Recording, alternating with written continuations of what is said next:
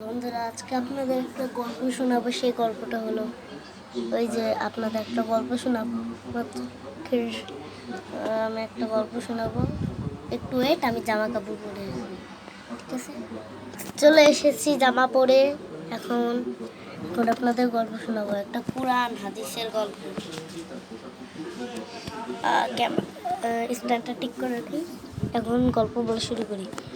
আসলে ইসলাম যেসব ভবিষ্যতের কথা বলে সেই সব আসলে সত্যি। ইসলাম এমনভাবে বলে, ইসলাম যে ভবিষ্যৎ বলতে পারে এটা বাস্তব কথা। আমি কিতাব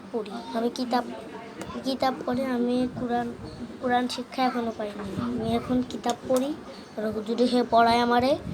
আজকেও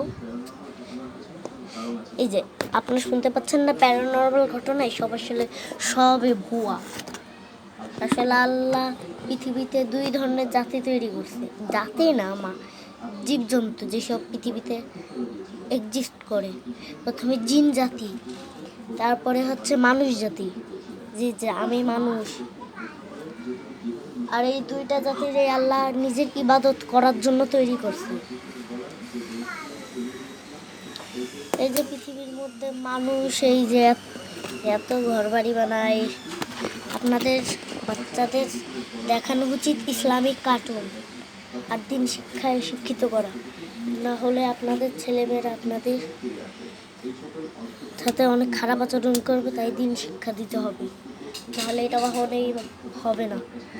তাদের ছেলেকে যদি চান ছেলে অনেক ভালো, অনেক সৎ হোক, তাহলে দিন শিক্ষায় শিক্ষিত করতে হবে।